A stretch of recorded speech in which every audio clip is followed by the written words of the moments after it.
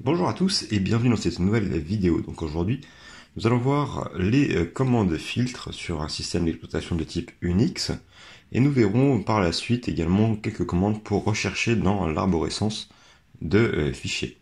Donc tout d'abord, les commandes filtres que nous allons voir, on va commencer par la commande cat. Alors cette commande elle est utilisée pour afficher sur la sortie standard le contenu de chacun des fichiers. On l'avait déjà vu par le passé. Donc cette commande elle s'écrit comme ça, donc cat.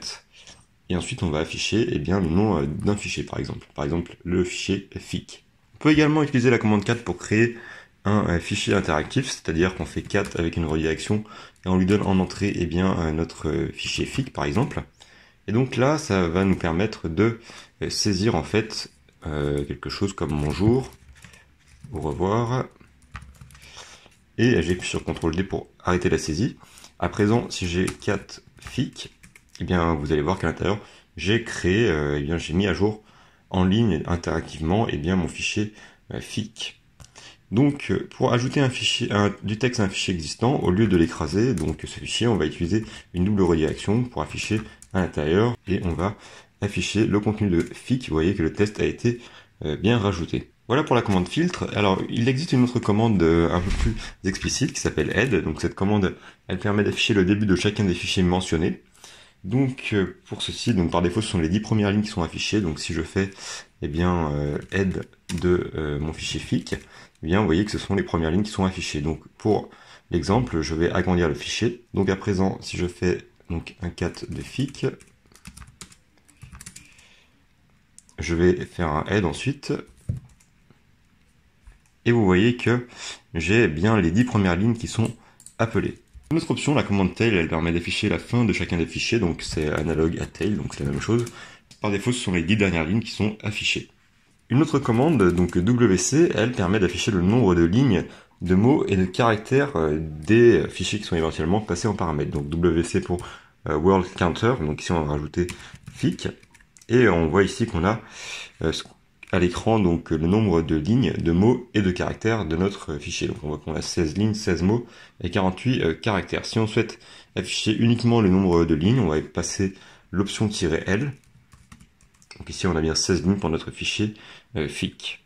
La commande cut, elle, est utilisée pour supprimer une partie de chaque ligne d'un fichier. Donc en pratique, on l'utilise souvent pour extraire certains champs de lignes qui ont le même format. Donc si on prend comme exemple un echo de 1, 2, 3, 4, 5.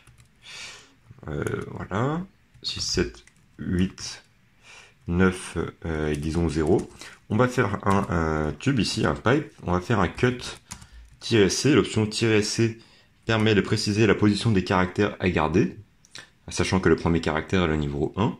Donc ici, on demande à avoir le numéro 5, ce qui va faire qu'on va garder le 5e caractère.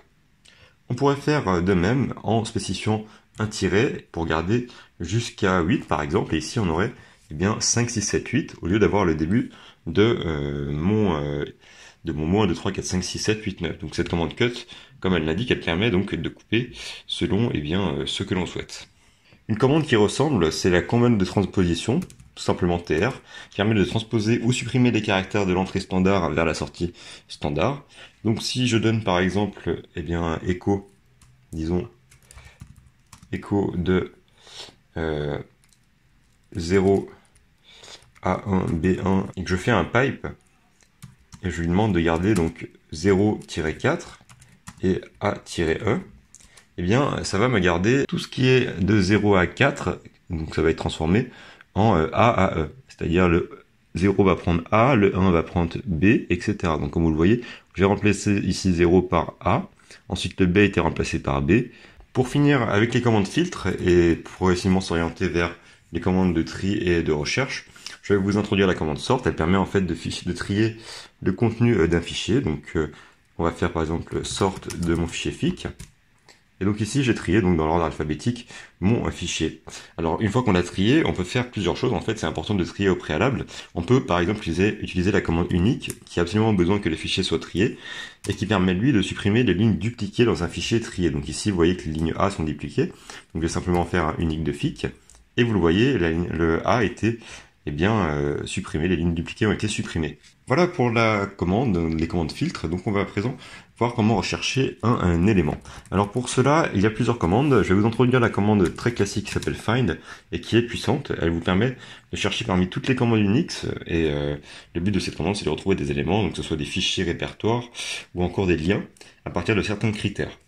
Elle permet également d'exécuter n'importe quelle commande sur les éléments qu'on retrouve. Donc sa syntaxe elle est simple, donc find, ensuite on indique le répertoire à trouver. Donc par défaut, cette commande elle est récursive. Donc cette commande elle prend find en nom de commande, elle prend ensuite le répertoire où chercher. Donc si je ne mets rien, ça va me chercher sur tout mon disque. Donc là je vais laisser comme ça. Je vais faire un espace, je vais faire une option ensuite, donc pour ajouter autant d'options que vous voulez. Je vous invite à vous renseigner sur la commande find, sur les différentes options qui existent, donc -name, et je rajoute ensuite, par exemple, mon fic. Je lance. Et vous le voyez, la commande m'a retourné ces fichiers qui sont bien dans mon répertoire courant, donc /fic et /mon dossier. Vous avez d'autres options, comme l'option -size qui permet de rechercher une taille supérieure à tel numéro par exemple, ou encore -type qui permet d'avoir le type de l'élément, etc., etc. Vous avez vraiment beaucoup d'options pour cette commande find et qui est très puissante. Vous pouvez également utiliser la commande locate qui elle permet de localiser un élément de l'arborescence dont on ne connaît qu'une partie du nom. Donc par exemple si je mets fi au lieu de fic, vous pouvez effectuer la recherche. Cette commande s'appuie sur une base de données et non pas sur la lecture de système de fichiers comme le ferait par exemple find. Ça présente quelques avantages comme l'exécution qui est un peu plus rapide et évidemment vous devez mettre à jour votre base de données, ce qui est fait à chaque fois que vous redémarrez votre ordinateur par exemple via une tâche planifiée, pour ceux qui savent un peu les tâches cron. Sinon, il faut le faire manuellement avec la commande updatedb qui est assez connue. Donc, on va faire un locate de find, donc de fic, donc on va faire fi. Et là, ça va me chercher donc toutes les chaînes donc, qui comportent le fi. Donc, vous voyez qu'il y en a beaucoup. Donc, je vais pas tout chercher, je vais simplement arrêter ici. Et donc, je vais chercher de manière explicite, car je connais le nom de mon fichier, donc fic. Et vous voyez qu'il est apparu, donc on l'a vu passer. Vous pouvez ensuite faire un grep afin de retrouver votre fichier, par exemple, dans l'ensemble des résultats qui ont été retournés par cette commande. Une autre commande que j'aime bien, qui s'appelle which, elle est très pratique car elle permet en fait de définir un chemin absolu vers le nom du fichier. Donc elle va retrouver en fait le fichier dans des répertoires listés dans la variable d'environnement de path. Donc, par défaut, which affiche seulement la première occurrence trouvée. Pour cela, on peut faire par exemple un which de bash, qui permet en fait de localiser l'emplacement du programme bash. Donc, si je fais ensuite un which de Firefox, ça permet de me retrouver où est situé Firefox sur mon disque dur. Donc, ça marche très bien pour la plupart des programmes, par exemple. Enfin, on a la commande whereis qui fonctionne dans le même esprit que which, mais elle renvoie plus d'informations. Elle affiche par exemple les fichiers exécutables, les sources, les pages de manuel, qui concerne la commande spécifiée, et la recherche s'effectue dans une liste de répertoire dit standard. Donc si je fais where is, et donc ici ça me retourne mon programme /bash, et ensuite on a le bash rc, et également la page de man qui correspond donc au bash. Voilà pour cette vidéo. Vous savez à présent comment utiliser les commandes filtres, également comment chercher rapidement dans l'arborescence de fichiers. J'espère qu'elle vous aura servi. Nous verrons dans la prochaine vidéo quelques notions de programmation en bash. À très bientôt pour la prochaine vidéo.